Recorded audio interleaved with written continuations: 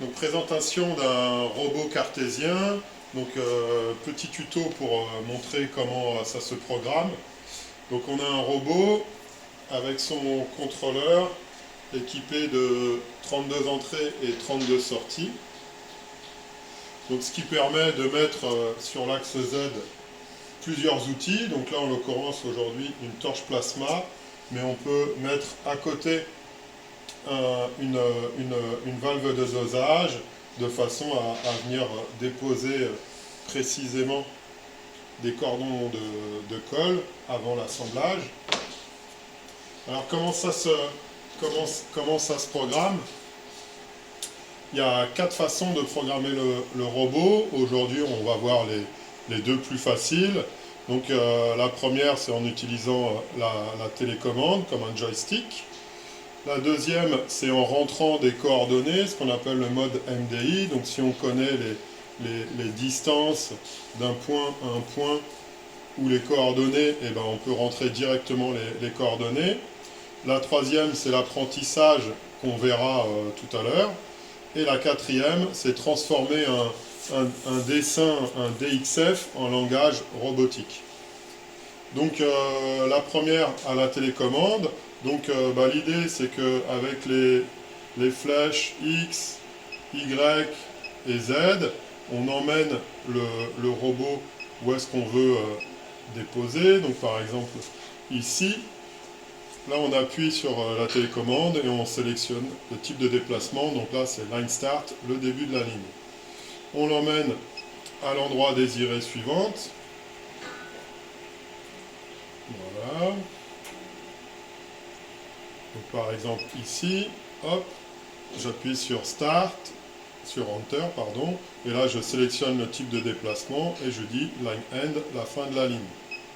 Voilà. Après, par exemple, on va l'emmener un peu plus loin. Par exemple ici. Hop, un peu devant. Voilà, j'appuie sur Enter. Je sélectionne le type de déplacement, Line Start, début de ligne. Où est la fin de la ligne?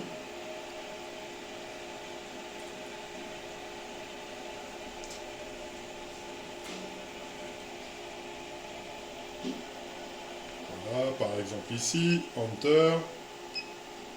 Je sélectionne fin de ligne.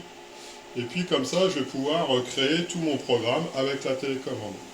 Et puis il y a le mode manuel qui est encore plus simple. Donc là, par exemple, je bouge le robot à la main. Voilà. Donc là, il est tout neuf. Il faut un peu qu'il se fasse. Donc là, je l'emmène à la position désirée. Je lui dis Line Start. Je l'emmène à l'extrémité. Ici, je vais lui dire que c'est la fin de la ligne. Line End. Et ainsi de suite.